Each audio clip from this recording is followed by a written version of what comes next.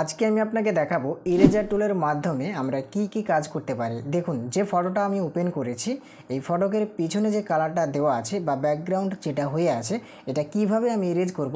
যদি আপনি এই ভিডিওটা প্রথম থেকে শেষ পর্যন্ত দেখেন আপনিও শিখে যাবেন। তো আমি আপনাকে রিকোয়েস্ট করব ভিডিওটা না টেনে না স্কিপ করে যদি আপনি প্রথম থেকে শেষ পর্যন্ত দেখেন আপনি খুব সুন্দর ও সহজভাবে শিখে যাবেন কিভাবে ইরেজ করতে হয়। ঠিক আছে, দেখুন এই যে চুলগুলো হয়ে আছে, চুল তো একই রকম নেই, কোনো জায়গায় পাতলা পাতলা হয়ে আছে। এবার পাতলা চুলের পিছনে যে ব্যাকগ্রাউন্ডটা হয়ে আছে এটা কিভাবে ইরেজ হবে শুধুমাত্র আপনি দেখতে থাকুন, চুলের কোনো কিছু নষ্ট হবে না। তো আপনি যদি এরকম ফটোকে ইরেজ করতে চান প্রথমত আপনাকে টুলবারে চলে আসতে হবে। এই যে টুলবারে আসার পরে এই যে ইরেজার টুল বলে একটা টুল আছে, এই টুলের উপরে মাউস পয়েন্টারটা নিয়ে আসতে হবে। ইরেজার টুলের উপরে মাউস পয়েন্টারটা নিয়ে এসে মাউসের রাইট বাটনে ক্লিক করার পরে দেখবেন সঙ্গে সঙ্গে তিনটে টুল চলে আসবে। একটা ইরেজার টুল বলে, একটা ব্যাকগ্রাউন্ড ইরেজার টুল আর একটা ম্যাজিক ইরেজার টুল। তো আপনি কি করবেন, এই ব্যাকগ্রাউন্ড ইরেজার টুল এই টুলটার উপরে একবার ক্লিক করবেন। এখানে ক্লিক করার পরে এবার আপনি উপরের দিকে লক্ষ্য রাখবেন, দেখবেন লিমিটস বলে একটা লেখা আছে, তার পাশে একটা ঘর আছে। এখানে আপনি কন্টেন্ট কিউজে সিলেক্ট করবেন, যেটা করা আছে, হ্যাঁ কন্টেন্ট কিউজ।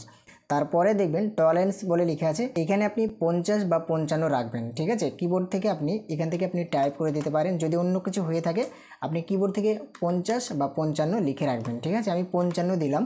তারপরে আপনি ডান দিকে দেখবেন স্যাম্পলিং বলে লেখা আছে, এই স্যাম্পলিংয়ের পাশে একটা ঘর দেওয়া আছে, এখানে আপনি ক্লিক করবেন। এখানে ক্লিক করার পরে এখানে দেখবেন ওয়ান্স বলে লেখা আছে, এই ওয়ান্স লেখাটার উপরে একবার ক্লিক করে দেবেন। এবার আপনি যে কালারটাকে ইরেজ করবেন ওই কালারের উপরে মাউস পয়েন্টারটা নিয়ে এসে কিবোর্ড থেকে অল্ট প্রেস করে রেখে মাউসের বাঁ দিকের সুইচে একবার ক্লিক করবেন। মানে যে কালারটাকে আপনি ইরেজ করতে চাইছেন ওই কালারটাকে কিবোর্ড থেকে অল্ট প্রেস করে রেখে ধরে মাউসের বাঁ দিকের সুইচে একবার ক্লিক করবেন। ওইখানে ক্লিক করার পরে এই যে কারসালটা হয়ে আছে দেখুন, এই কারসালটা আপনি আপনার মতো করে নিতে পারেন আপনার প্রয়োজন অনুযায়ী। তো আমি এতটুকুই করে নিচ্ছি, ঠিক আছে, আপনি করে নেবেন আপনার যেমনটা দরকার হবে। তারপরে আপনি কি করবেন, মাউসের বাঁ দিকের সুইচটা চেপে রেখে ধরে থাকবেন, চেপে ধরে থেকে আপনি এইভাবে ইরেজ করবেন। দেখুন আমি ইরেজ করছি, এরকমভাবে আপনি পুরোটা ইরেজ করবেন। যে কালারটা আপনি সিলেক্ট করলেন ওই কালারটাই শুধু ইরেজ হবে, বাকি কিন্তু কিছু ইরেজ হবে না। আপনি যে অল্ট প্রেস করে রেখে ক্লিক করলেন ওই কালারটাই শুধুমাত্র ইরেজ হবে, চুলের কোনো কিছু নষ্ট হবে না, চুলটা এরকমই থাকবে। আশা করি আপনি বুঝতে পারছেন কিভাবে ইরেজ হচ্ছে। এইভাবেই কিন্তু আপনি সম্পূর্ণ ফটোটাকে ইরেজ করতে পারবেন খুবই সহজে। মাউসের বাঁ দিকে সুইচটা চেপে ধরে রাখবেন, কিন্তু ছেড়ে দেবেন না, ওইটা ধরে রেখে আপনি ঘষবেন মাউসটা, যেদিকে ইরেজ করার প্রয়োজন সেই দিকে মাউসটা ঘষাঘষি করবেন, দেখবেন অটোমেটিকভাবে ইরেজ হচ্ছে। এবার হ্যাঁ, ভুলের কারণে যদি মাউস পয়েন্টারটা ছেড়ে যায়, দেখুন আমি ছেড়ে দিলাম, ভুলের কারণে ধরে নিন মাউস পয়েন্টারটা ছাড়া হয়ে গেছে। এবার কি করবেন, আবারও আপনি অল্ট প্রেস করে রেখে যেটা ইরেজ করবেন যে কালারটা সেই কালারের উপর একবার ক্লিক করে আবারও এইভাবে ইরেজ করবেন, অটোমেটিকভাবে ইরেজ হবে। দেখুন আমি যেভাবে করছি এইভাবে আপনি সম্পূর্ণ ফটোকে যেগুলো আপনার ইরেজ করার প্রয়োজন সেইগুলোতে ঘষবেন, অটোমেটিকভাবে ইরেজ হবে। যেভাবে আমি করছি মাউস পয়েন্টারের বাঁ দিকের সুইচটা প্রেস করে রেখে দেখুন এইভাবে আপনি পুরো ফটোটাকে ইরেজ করে নেবেন, যে অংশগুলো আপনার ইরেজ করার প্রয়োজন।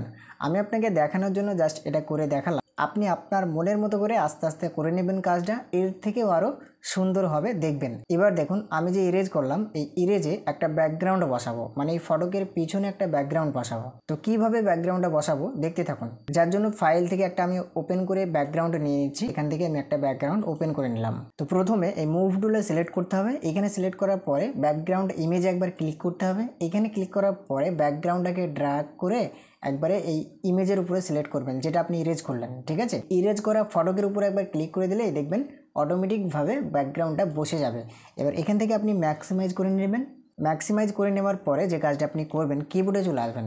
কিবোর্ডে আসার পরে কন্ট্রোল প্রেস করে এই কিটা প্রেস করে দিলেই অটোমেটিক আপনার ব্যাকগ্রাউন্ডটা সিলেক্ট হয়ে যাবে। দেখুন যে ব্যাকগ্রাউন্ডটা সিলেক্ট হয়ে গেছে, আপনি বুঝতে পারছেন কিভাবে সিলেক্ট হলো। তো আশা করি আপনি অনেক ক্লিয়ারভাবে বুঝতে পেরেছেন। এরকমভাবে আপনি পাতলা চুলের ব্যাকগ্রাউন্ডকে ইরেজ করতে পারবেন, তারপরে আপনি এইভাবে ব্যাকগ্রাউন্ডকে অ্যাড করতে পারবেন। তো আশা করি আপনার ভিডিওটা অনেক ভালো লেগেছে। যদি ভালো লেগে থাকে একটা লাইক করবেন, চ্যানেলে যদি আপনি নতুন হয়ে থাকেন অবশ্যই চ্যানেলটিকে সাবস্ক্রাইব করে রাখবেন এরকম ধরনের হেল্পফুল আরও ভিডিও পাওয়ার জন্য।